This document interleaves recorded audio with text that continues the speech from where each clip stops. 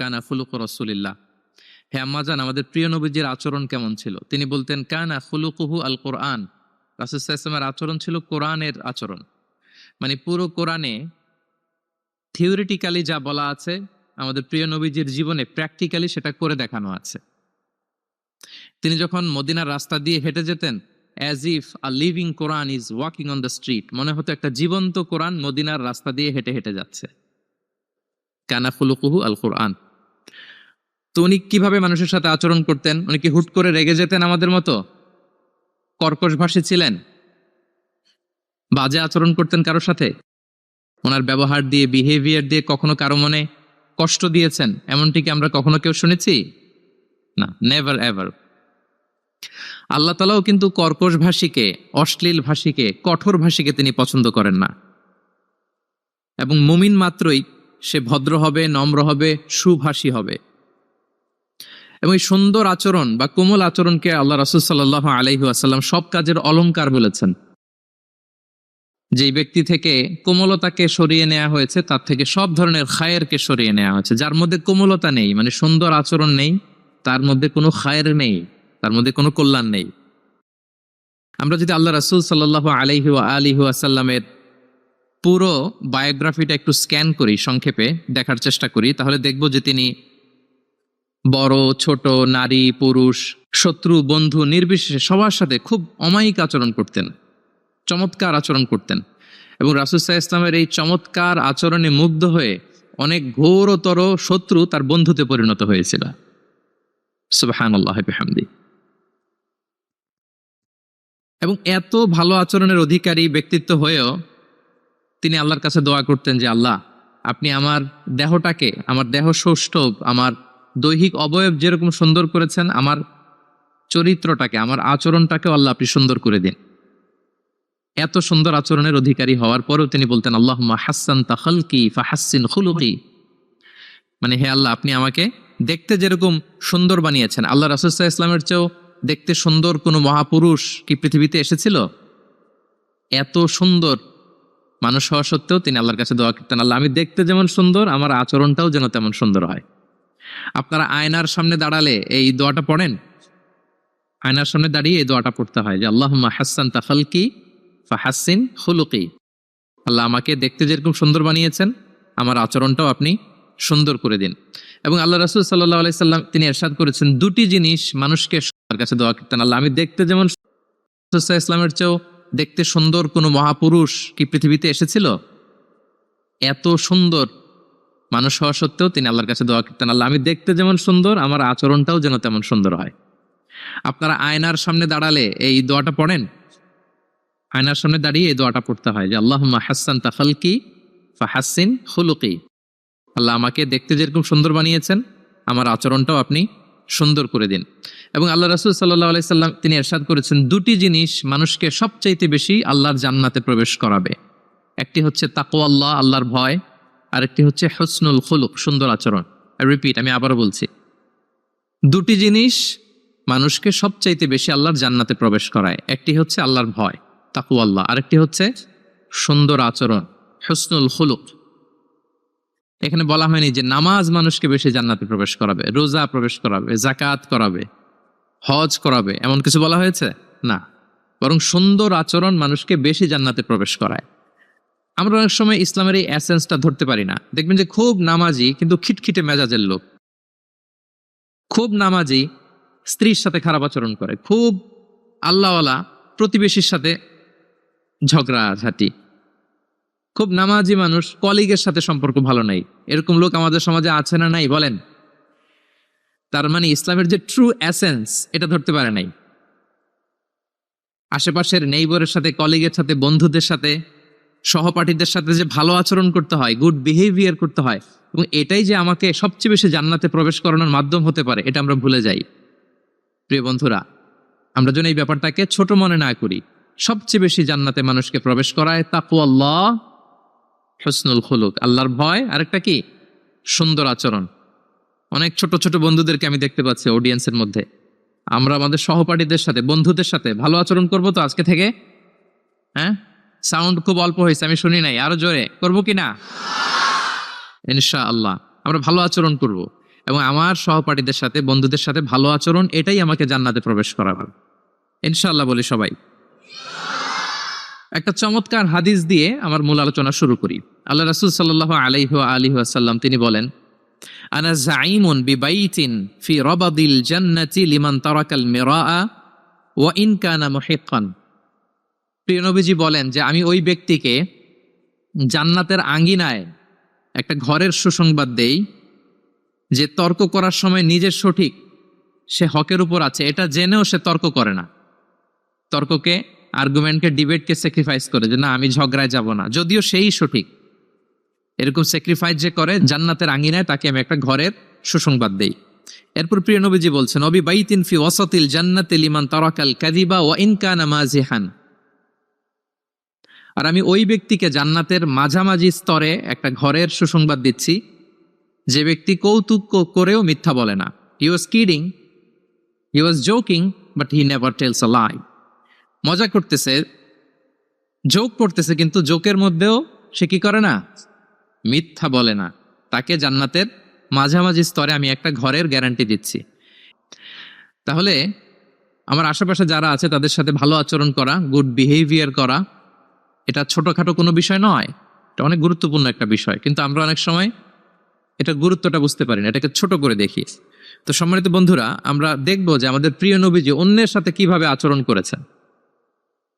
তিনি শিশুদের সাথে কিভাবে মিশেছেন, প্রাণীর প্রতি ওনার নবীজের আচরণ কেমন ছিল, শিশুদের সাথে কেমন ছিল, নারীদের সাথে কেমন ছিল, সাহাবাদের সাথে কেমন ছিল, কর্মচারীদের সাথে আচরণ কেমন ছিল, নিজের স্ত্রীদের সাথে কেমন ছিল, প্রতিবেশীর সাথে কেমন ছিল, যুদ্ধবন্দীদের সাথে প্রিয় নবীজের আচরণ কেমন ছিল, ভিক্ষুকের সাথে আচরণ কেমন ছিল, এমনকি যুদ্ধের ময়দানে শত্রুদের সাথে প্রিয় নবীজের আচরণ কেমন ছিল। এই 10টি পয়েন্টে দ্য এক্সাম্পলারি প্রফিটিক বিহেভিয়ার এই শিরোনামে আমরা কিছু কথা আজকে শুনবার চেষ্টা করব। আমি কোন টপিকটা ধরে ধরে আগাচ্ছি আলোচনার এই জায়গায় এসে, এটা তো সবার কাছে ক্লিয়ার না? ক্লিয়ার সবার কাছে? ওকে, লেটস মুভ অন, আমরা আগাই। আমরা শুরুতে একটু দেখার চেষ্টা করি যে পশু পাখি প্রাণী, এই প্রাণী জগতের প্রতি প্রিয় নবীজির আচরণ কেমন ছিল। প্রিয় নবী যে প্রাণীদের প্রতি খুব দয়াদ্র ছিলেন, তার বায়োগ্রাফিতে, জীবনীতে এরকম অসংখ্য নজির পাওয়া যায়। কারণ আল্লাহ তাআলা তাকে রাহমাতাল লিল আলামিন, ওমা আরসালনাকা ইল্লা রাহমাতাল লিল আলামিন, I've sent you as a mercy for the entire universe. আল্লাহ বলছেন আমি গোটা বিশ্বের জন্য, সবার জন্য আপনাকে ব্লেসিংস এন্ড মার্সি করে প্রেরণ করেছি। হি ওয়াজ এ মার্সি ফর অল, সবার জন্য তিনি রহমত হয়ে এসেছিলেন। মানুষের জন্য যেমনি রহমত, ম্যানকাইন্ড, জিনদের জন্য তিনি রহমত, জিনকাইন্ডের জন্য, ইভেন অ্যানিমালস, প্রাণীকুলের জন্য তিনি রহমত হয়ে পৃথিবীতে এসেছেন। মানুষের প্রতি তিনি যেমনি দয়া দেখিয়েছেন, প্রাণীদের প্রতিও দয়া দেখিয়েছেন। ছোট্ট একটা হাদিস দিয়ে শুরু করি। আমরা রাসূল সাল্লাল্লাহু আলাইহি ওয়াসাল্লামের এই এক্সাম্পলারি প্রফেটিক বিহেভিয়ার, এটা through the lens of Sira and through the lens of সুন্নাহ, সুন্নার পরতে পরতে, রাসূল সাল্লাল্লাহু আলাইহি ওয়াসাল্লামের সিরাতের পরতে পরতে আমরা দেখবার চেষ্টা করব যে তিনি কেমন আচরণ করতেন সবার সাথে। একবার তিনি একটা খেজুর বাগানে প্রবেশ করলেন মদিনাতে। তো প্রবেশ করার পর তিনি দেখতে পেলেন যে দূর থেকে একটা উট কান্না করে করে রাসূল সাল্লাল্লাহু আলাইহি ওয়াসাল্লামের কাছে ছুটে আসছে। একটা উট কান্না করে আসতেছে। রাসূল সাল্লাল্লাহু আলাইহি ওয়াসাল্লামের দেখে অত্যন্ত দয়া হলো, মায়া হলো যে উটটা কেন কান্না করতেছে, এত বেশি কেন কান্না করতেছে। আল্লাহ রাসূল সাল্লাল্লাহু আলাইহি ওয়া আলিহি ওয়াসাল্লাম তিনি মমতা ভরে ওনার হাত দিয়ে উটের মাথায় আদর করতে আরম্ভ করলেন। প্রিয় নবীজির এই মমতা মাখা হাত বুলানো পেয়ে উটের কান্না বন্ধ হলো, এবং রাসূল সাল্লাল্লাহু আলাইহি ওয়াসাল্লামের কানে কি কি যেন বলল উট, এটা অন্যরা বুঝতে পারছে না। তো এরপর রাসূল সাল্লাল্লাহু আলাইহি ওয়াসাল্লাম খুঁজতে আরম্ভ করলেন যে উটের মালিক কে। একজন আনসারী যুবক সাহাবী আসলো। তখন রাসূল সাল্লাল্লাহু আলাইহি ওয়াসাল্লাম বলল যে তোমার এই উট আমার কাছে তোমার ব্যাপারে নালিশ করেছে যে তুমি একে ক্ষুধার্ত রাখো, কিন্তু একে দিয়ে অনেক কাজ করাও। তুমি কি বোবা, এই নিরীহ প্রাণীটার ব্যাপারে আল্লাহকে ভয় করো না? কিয়ামতের দিন এটাই তোমার জাহান্নামের কারণ হয়ে যেতে পারে। খবরদার, এই নিরীহ প্রাণীটার ব্যাপারে তুমি আল্লাহকে ভয় করো। দেখেন, প্রিয় নবীজি ওটের মাথায় হাত বুলিয়ে ওটের কান্না বন্ধ করেছিলেন, এবং ওটের মালিককে ওসিয়ত করেছেন যে খবরদার, প্রাণীর প্রতি কখনো এরকম রূঢ় কঠিন আচরণ করা যাবে না, তাদের প্রতি রহম দিল হইতে হবে। এভাবে আপনি সিরাতের পরতে পরতে অনেক ঘটনা পাবেন। আজকের এই সংক্ষিপ্ত পরিসরে এত এত রেফারেন্স হয়তো আমার উল্লেখ করা সম্ভব হবে না, এবং অ্যারাবিক টেক্সটগুলো বলে বলে অর্থ করে শোনানো অনেক সময় লেগে যাবে। আমি শুধু মূল মূল কথাগুলো, বুলেট পয়েন্টসগুলো আপনাদের সাথে শেয়ার করবার চেষ্টা করবো ইনশাআল্লাহ বিইذনিল্লাহ। এই যে প্রাণীর প্রতি দয়া, ইসলামের একটা মূলনীতি হচ্ছে মুমিনের জীবনের প্রতিটি কাজে ইহসানের পরশ থাকতে হবে। আল্লাহ তাআলা আমাদের সব কাজে ইহসানকে আবশ্যক করেছেন। আল্লাহ রাসূল সাল্লাল্লাহু আলাইহি সাল্লাম বলেছেন যে ফাইদা কতালতুম ফাআহসিনুল কিতলা, কাউকে হত্যা করতে হলেও ইহসানের সাথে হত্যা করতে হবে। ধরুন যে অপরাধের কারণে আদালত কর্তৃক সাব্যস্ত হলো যে একজন মৃত্যুদণ্ড প্রাপ্ত আসামি, তো তাই বলে কি আপনি যা ইচ্ছা তার সাথে করতে পারবেন? তার নাক কেটে ফেলা, কান কেটে ফেলা, তার অঙ্গহানি করা, এলোপাতারি ছুরিকাঘাত করা করতে পারবেন না। ইদা কতালতুম ফাআহসিনুল কিতলা, এটাও ইহসানের সাথে করতে হবে। দেখেন, হত্যার মতো একটা কাজ ইহসানের সাথে করতে হবে। ওয়া ইদা যাবাহতুম ফাআহসিনুয যাবহা, প্রিয় নবীজি বলেন তোমরা যখন জবেই করবে, কুরবানি করবে, এখানেও ইহসানের সাথে করবে। আল্লাহু আকবার। করতেছি জবাই, করতেছি কি বলেন সবাই আমার সাথে, করতেছি কি জবাই, তার মানে প্রাণীটাকে তো মেরেই ফেলতেছি, কিন্তু প্রিয় নবীজি বলেন এই জবাই করার ক্ষেত্রেও ইহসান করতে হবে। এত সুন্দরভাবে দ্রুত তার গলায় ছুরি লাগাতে হবে যাতে কয়েক সেকেন্ডের মধ্যেই জবাইয়ের কাজটা হয়ে যায়। আপনি ইচ্ছে মতো এলোপাথারি তাকে ছুরি দিয়ে কষ্ট দিতে পারবেন না। মুমিনের প্রতিটি কাজে যেন ইহসানের পরশ থাকে। একবার আল্লাহ রাসূল সাল্লাল্লাহু আলাইহি সাল্লাম এক সাহাবীর পাশ দিয়ে যাচ্ছেন। ওই সাহাবী একটা ভেড়াকে জবাই করার জন্য মাটিতে শুইয়ে পা দিয়ে চেপে ধরে এরপর ছুরি ধার করতেছে। ছাগলটাকে মাটিতে শুইয়ে পা দিয়ে চেপে ধরে এরপরে কি করতেছে? ছুরি ধার করতেছে। আর প্রাণীটা এই ছুরি ধার করার দৃশ্যটা দেখতেছে। আল্লাহ রাসূল সাল্লাল্লাহু আলাইহি ওয়াসাল্লাম তাকে ধমক দিলেন, শাসালেন, বললেন তুমি তো এটাকে 2 বার জবাই করে ফেললে, একটু পরে তো জবাই করবেই, এখনই তো জবাই করে ফেলতেছো, তুমি কি আগে ধার দিয়ে নিতে পারলা না? জবাইয়ের আগে তুমি কি ছুরিটাকে ধারালো করে নিতে পারলা না, শার্পেন করে নিতে পারলা না? এভাবে আল্লাহ রাসূল সাল্লাল্লাহু আলাইহি ওয়াসাল্লাম সব সময় প্রাণীদের প্রতি তিনি দয়া দেখিয়েছেন। এবং তিনি বনি ইসরায়েলের একটা ঘটনা বলতে যেয়ে তিনি বলেছেন যে একজন প্রস্টিটিউট লেডি, ব্যভিচারী নারী, যার জন্য জাহান্নাম বরাদ্দ ছিল, কিন্তু একটা তৃষ্ণার্ত কুকুরকে পানি খাওয়ানোর কারণে আল্লাহ তাআলা ওই পাপাচারী নারীকে জান্নাত দান করেছেন। সুবহানাল্লাহি বিহামদি। তার জন্য জাহান্নাম ছিল অবধারিত, কিন্তু একটা তৃষ্ণার্ত কুকুরকে পানি পান করার কারণে তাকে জান্নাত দিয়েছে কে? আল্লাহ সুবহানাহু ওয়া তাআলা। তাও কেমন একটা প্রাণীকে? কুকুরকে। আমরা গুরুত্বই দেই না। সামান্য একটা কুকুরকে দয়া দেখানোর কারণে আল্লাহ তাআলা এই জাহান্নামী নারীকে জান্নাত দান করেছেন। আমরা যদি খেয়াল করি যে আমরা আমাদের সমাজে কুকুর বিড়াল দেখলে কি করি বলেন তো? রাস্তাঘাটে কি করি? দেখি অডিয়েন্সের কাছ থেকে আমি একটু শুনি, কি করি আমরা? তাড়িয়ে দেয়। আর কি করি? ঢিল ছুরি। আর কেউ কেউ খাবার দেয়। মাশাআল্লাহ, এই তো, এটাই তো প্রিয় নবীজির সুন্নাহ, আমরা খাবার দিব। এক্স্যাক্টলি। কিন্তু আমি জানি না কেন যেন বাংলাদেশে কুকুর দেখলে, বিড়াল দেখলে কি করে? তাড়ায় দেয়, ঢিল ছোড়ে, লাথি মারে, এরকম করে না অনেক সময়? অপ্রয়োজনে, কোনো প্রয়োজন নেই এটা করে। এবং সবচেয়ে মজার ব্যাপার হচ্ছে মাঝে মাঝে দেখা যায় যে জোড়া লাগা কুকুর যদি দেখা যায়, যে একসাথে দুটো কুকুর, তাদের প্রজননের কারণে তাদের একটা বিশেষ ঋতুতে, বিশেষ সময়ে তাদেরকে এটা করতে হয়। এক অদ্ভুত কারণে মানুষ মানে ক্ষিপ্ত হয়ে ওঠে তাদের প্রতি। কিন্তু আমাদের তো মানবিক হওয়া উচিত ছিল, কি বলেন? আশরাফুল মাখলুকাত বলে আমরা নিজেদেরকে দাবি করি। আমাদের কি করা উচিত ছিল? ইগনোর করা উচিত ছিল।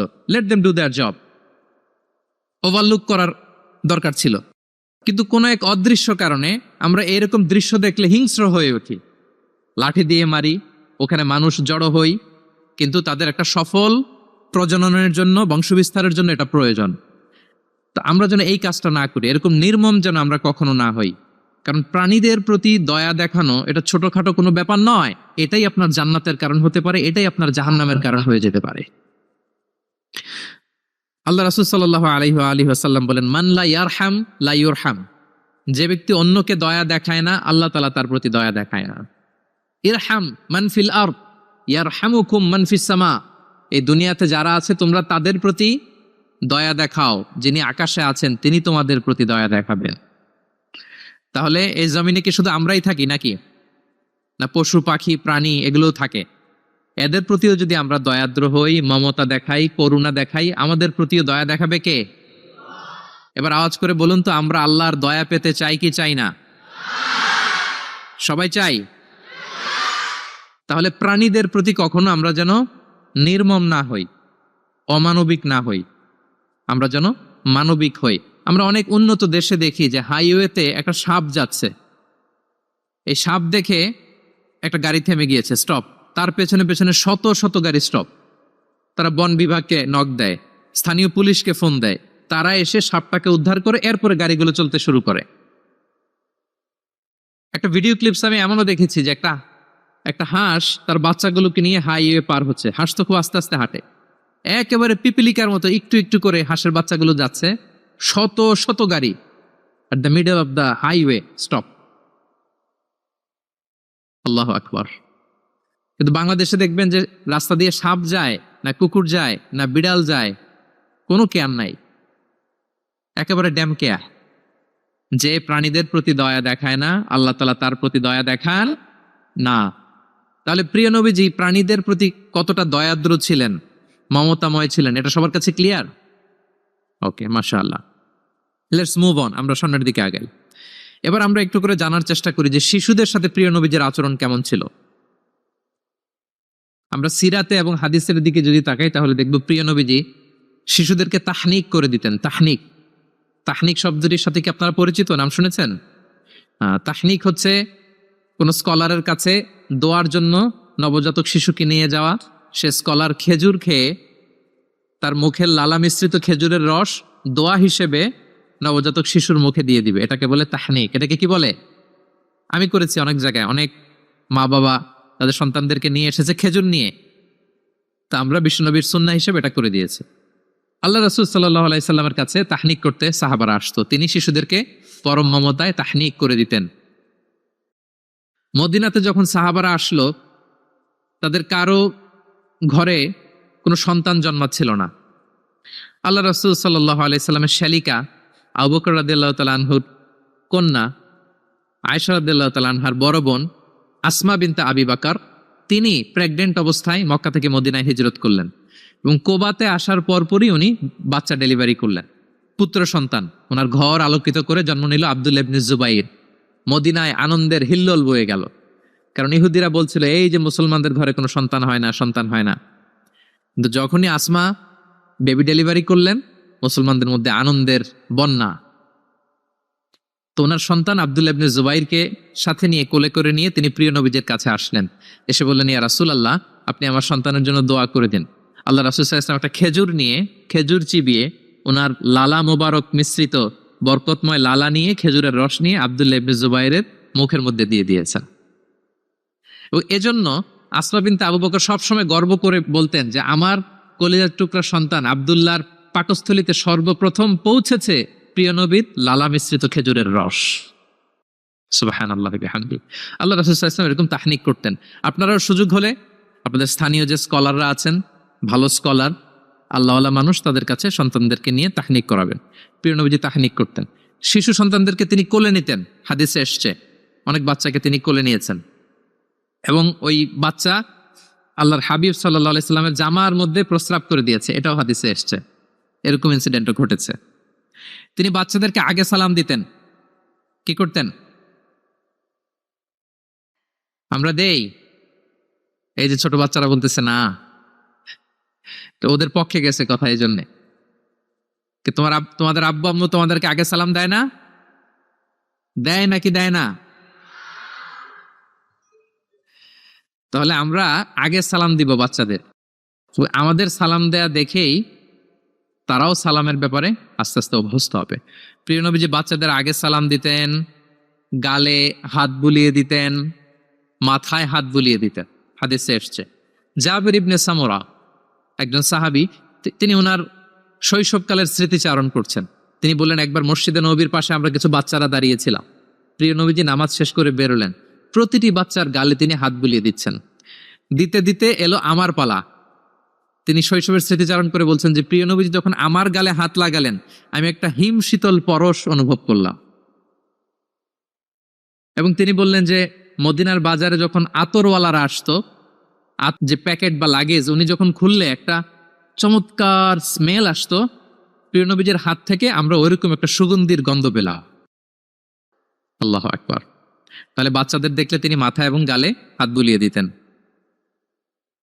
তিনি বাচ্চাদেরকে দেখলে চুমু খেতেন, বাচ্চাদের সাথে খুব মজা করতেন, খেলাধুলা করতেন। হাদিসে এসছে ওনার চাচাতো ভাই যারা আছে ছোট ছোট, তাদেরকে তিনি লাইন ধরে দাঁড় করাতেন আর বলতেন, মান সাবাকা ইলাইয়া ফালাহু কাদা ওয়া কাদা। দেখি কে এসে আমাকে আগে ধরতে পারে, যে ফার্স্ট হবে তাকে এটা দিব, যে আগে ধরতে পারবে তাকে এটা দিব। আল্লাহু আকবার। এবং তারাও আনন্দে উৎফুল্ল হয়ে দৌড়াতে দৌড়াতে কেউ প্রিয় নবীজির বুকের উপর এসে ঝাপটে পড়তো, কেউ কাঁধে উঠতো, কেউ পিঠে উঠতো। এভাবে দৌড়ে বিষ্ণু ইসলামের কাছে তারা আসতেন। এবং মাঝে মাঝে তিনি শিশুদের মধ্যে কোনো ভুলভাল কিছু দেখলে শুধরে দিতেন। ওমর ইবনে আবি সালামা রাদিয়াল্লাহু তাআলা আনহু তিনি বলছেন, আমি যখন ছোট ছিলাম একবার প্রিয় নবীজির কোলে বসা ছিলাম, আমাদের সামনে খাবার দেয়া হলো, তো আমি খাবারের এখান থেকে নেই ওখান থেকে নেই, এদিক সেদিক থেকে খাবার নিচ্ছি। আল্লাহ রাসূল সাল্লাল্লাহু আলাইহি ওয়াসাল্লাম আমাকে বললেন, ইয়া গোলাম, হে বৎস, সাম্মিল্লাহ, তুমি বিসমিল্লাহ বলো। তাহলে খাওয়ার শুরুতে আমরা কি বলবো? ওয়াকুল বিয়ামিনিক, এবং ডান হাতে খাও। কোন হাতে? কোন হাতে? ডান হাতে। আচ্ছা, ওয়াকুল বিয়ামিনিক ওয়াকুল মিম্মা ইয়ালিক, আর তোমার সামনে যেটা আছে ওখান থেকে খাও। ডানে বায়ে সামনে পিছনে এদিক থেকে ছোটাছুটি করে টানাটানি করো না। তিনি বলেন যে বিশ্বনবী যখন আমাকে এই গাইডলাইন দিলেন, তারপর থেকে আজীবন আমি এই সিস্টেমেই খেয়েছি, আজীবন এই সিস্টেমেই খেয়েছি। তাহলে এটিকেটস অফ হ্যাভিং ফুড, খাবারের যে এটিকেটস রাসূল সাল্লাল্লাহু আলাইহি ওয়াসাল্লাম বাচ্চাকে শিখিয়ে দিলেন। আরেক হাদিসে এসছে, সাদাকার খেজুর স্তূপ করা ছিল মদিনায়, জাকাতের খেজুর। হঠাৎ ওনার নাতি, আল্লাহ রাসূল সাল্লাল্লাহু আলাইহি ওয়াসাল্লামের নাতি হাসান রাদিয়াল্লাহু তাআলা আনহু জাকাতের খেজুর একটা নিয়ে খাওয়া শুরু করলেন। ছোট মানুষ, কোনটা জাকাতের খেজুর আর কোনটা খাওয়া যাবে এটা তো উনি বুঝতেন না। ছোট্ট মানুষ জাকাতের খেজুর খাওয়া শুরু করলেন। দূর থেকে প্রিয় নবীজি দেখে দৌড়ে গেলেন, দৌড়ে মুখ থেকে টেনে খেজুরটা বের করলেন। হাদিসে এসেছে প্রিয় নবীজি বলতে আরম্ভ করলেন, ইরমি বিহা কিখ কিখ। এটা একটা আরবিক এক্সপ্রেশন। কিখ কিখ মানে আমরা বাংলায় যেটা বলি ওয়াক, থু থু, থু মেরে ফেলে দাও। হাসান রাদিয়াল্লাহু তাআলা আনহু তিনি বললেন যে না না ভাই, থু মেরে ফেলে দাও। আল্লাহ তাআলা, তুমি কি জানো না, আন্না লা নাআকুলু সাদাকা, আমরা হাশিমি খানদার, আমরা কখনো সাদাকার কিছু খেতে পারবো না। আল্লাহু আকবার। তাহলে দ্য কনসেপ্ট অফ হালাল এন্ড হারাম ছোটবেলা থেকে তিনি শিখাই দিলেন নাতিকে। এভাবে শিশুদেরকে আদর করতেন, ভালোবাসা দিতেন, মায়া মমতায় জড়িয়ে রাখতেন এবং ভুল করলে পরম মমতায় শুধরে দিতেন। তাহলে শিশুদের সাথে প্রিয় নবীজির কেমন আচরণ আমরা বুঝতে পারছি। তিনি শিশুদের প্রতি কতটা কনসিডারেট ছিলেন, কতটা তিনি কনসিডারেট ছিলেন আমরা একটা ছোট্ট হাদিস থেকে শুনি। একবার তিনি কোন এক নামাজে দীর্ঘ লম্বা সিজদা করে দিলেন, দীর্ঘ লম্বা, এত লম্বা সিজদা কখনো তিনি করেন না। নামাজ শেষে সাহাবারা জিজ্ঞেস করলেন, ইয়া রাসূলুল্লাহ, আপনি কি সিজদার মধ্যে অসুস্থ হয়ে গেলেন নাকি, অথবা কোরআনের আয়াত নাজিল হলো নাকি? এত দীর্ঘ সিজদা তো ফরজ নামাজে কখনো করতে দেখি না। রাসূল সাল্লাল্লাহু আলাইহি ওয়াসাল্লাম বললেন, কুল্লু যালিকা লাম ইয়াকুন, না একটাও না, ওহিও নাজিল হয়নি, অসুস্থও হয়নি। কারণ আমি যখন সেজদায় ছিলাম, আমার নাতি খেলতে খেলতে আমার কাঁধের উপরে চড়ে বসেছে। সেজদা থেকে মাথা উঠাই, তার খেলা তো ইন্টারাপ্ট হয়ে যাবে। এজন্য যতক্ষণ সে মাথার উপরে পিঠের উপরে বসে বসে খেলছিল, আমি সিজদায় লুটিয়ে পড়ে সিজদাটাকে লম্বা করে দিয়েছি। সুবহান, কতটা সূক্ষ্ম বিবেচনা বোধ ছিল প্রিয় নবীজির, এবং শিশুদের প্রতি তিনি কতটা কনসিডারেট ছিলেন। এটা ছিল প্রিয় নবীজির শিশুদের সাথে আচরণ। তাহলে প্রাণীদের সাথে তিনি কেমন ছিলেন আমরা জানলাম, শিশুদের সাথে কেমন ছিলেন আমরা জানলাম। এবার আমরা দেখি যে নারীদের সাথে প্রিয় নবীজির আচরণ কেমন ছিল। তিনি নারীদেরকে অত্যন্ত সম্মান করতেন। কি করতেন? সম্মান করতেন। তিনি বলতেন, আদ দুনিয়া কুল্লুহা মাতা ওয়া খায়রু মাতা'আদ দুনিয়া আল মারআ সালিহা। পৃথিবীর সব কিছু যা দেখা যায় সব সম্পদ, কিন্তু এর মধ্যে সবচেয়ে দামি সম্পদ হচ্ছে নেককার নারী। নেককার নারী, কারণ তাদের পেট থেকে পৃথিবীর সব ভালো মানুষ, মহাপুরুষরা এসেছে, আল্লাহর ওয়ালিরা এসেছে, নবীরা এসেছে। ঠিক কিনা বলেন? নবীরা কাদের পেট থেকে এসেছে বলেন? নবীরা মায়েদের পেট থেকে এসেছে না? এবং তিনি বলতেন খয়রুকুম লি আহলিহি ওয়া আনা খয়রুকুম লি আহলি। তোমাদের মধ্যে সে সবচেয়ে সেরা যে তার পরিবারের কাছে সেরা, মানে স্ত্রীর কাছে সেরা, আর আমি আমার স্ত্রীর কাছে সেরা। প্রিয় নবীজি বলতেন। আল্লাহু আকবার। একবার একদল নারী এবং শিশুকে বিয়ের অনুষ্ঠান থেকে ফেরার পথে তাদেরকে দেখে প্রিয় নবীজি বললেন, তোমরা আমার কাছে সর্বাধিক প্রিয়। নারীদেরকে তিনি অত্যন্ত পছন্দ করতেন এবং সম্মান করতেন, এবং নারীদের সাথে ভালো আচরণ করার ব্যাপারে তিনি আমাদেরকে আদেশ করেছেন। তিনি বলেছেন, ফাস্তাউসু বিন্নিসাই খায়রা, খবরদার নারীদের সাথে রূঢ় আচরণ করো না, খারাপ আচরণ করো না, তাদের সাথে ভালো আচরণ করো। পুরুষদেরকে যেমনি ওটের উপর চড়িয়ে ওট টেনে হিচড়ে নিয়ে যাওয়া হয়, নারীদেরকে যেন এমনি না নেওয়া হয়। তিনি একবার বলছিলেন যে খবরদার, সাউকা বিল কাওয়ারির রিফকান বিল কাওয়ারির, মানে নারীদেরকে যখন ওটে চড়িয়ে, হাওদাজে চড়িয়ে তোমরা টানো, ওহে সাহাবারা তাড়াহুড়ো করো না, ধীরস্থির ভাবে করো। অর্থাৎ তিনি বুঝাতে চাইলেন, কাওয়ারির মানে হচ্ছে কাচের তৈরি তৈজসপত্র বা বাসনপত্র। আমাদের ঘরে যে কাচের প্লেট, চামচ, গ্লাস আছে, এগুলো যদি সাবান দিয়ে আমাদের ধুইতে হয়, ক্লিন করতে হয়, আমরা কি করি? খুব সাবধানে এটাকে ধরি, রাখি, ক্লিন করি, তাই না? এটাকে খুব সফটলি ডিল করতে হয়। রাসূল সাল্লাল্লাহু আলাইহি ওয়াসাল্লাম সেটাই বললেন, নারীদেরকে কাচের সাথে তুলনা করে বললেন তাদের সাথে এরকম কোমল আচরণ করতে হবে। এবং তিনি বলেছেন, দুনিয়ার প্রতিটি মায়ের পায়ের নিচে আছে তার সন্তানের বেহেশত। সুবহানাল্লাহ। এবং সন্তান জন্ম দিতে যে কোন নারী যদি ইন্তেকাল করে, প্রিয় নবীজি বলেন ওই নারীকে আল্লাহ তাআলা কিয়ামতের দিন শহীদদের কাতারে দাঁড় করিয়ে দিবেন। আল্লাহ তাআলা যাকে একটি কন্যা দিয়েছেন তার জন্য একটি জান্নাত, দুইটি কন্যা দুইটি জান্নাত, যতগুলো কন্যা ততগুলো জাহান্নামের দরজা ব্লকেজ হয়ে যাবে। সুবহানাল্লাহ। এভাবে তিনি নারীদের সাথে আচরণ করেছেন। নারীরা মদিনার সমাজে প্রিয় নবীজির পেছনে সালাতে অংশগ্রহণ করত। প্রিয় নবীজির পেছনেই তারা সালাতে অংশগ্রহণ করত। এখনো আপনারা মদিনাতে বা মক্কাতে গেলে দেখবেন যে পুরুষদের পাশাপাশি নারীরাও সেখানে সালাতে অংশগ্রহণ করে। প্রিয় নবীজিকে ডিরেক্টলি তারা প্রশ্ন করতেন, কিউএস সেশনে অংশগ্রহণ করতেন, কোশ্চেনিং আনসারিং সেশন। নারীদের মধ্যে থেকে দাঁড়িয়েও তারা প্রশ্ন শুরু করে দিতেন। রাসূল সাল্লাল্লাহু আলাইহি ওয়াসাল্লামের সাথে সফরে অংশগ্রহণ করতেন। এভাবে প্রিয় নবীজি নারীদেরকে একটা মর্যাদার আসনে রেখেছেন, তাদের সাথে এইভাবে তিনি ডিল করতেন। এবার আমরা একটু জানার চেষ্টা করি যে সাহাবাদের সাথে প্রিয় নবীজির আচরণ কেমন ছিল, মানে যারা ছিল প্রিয় নবীজির সাথী তাদের সাথে আচরণ কেমন ছিল।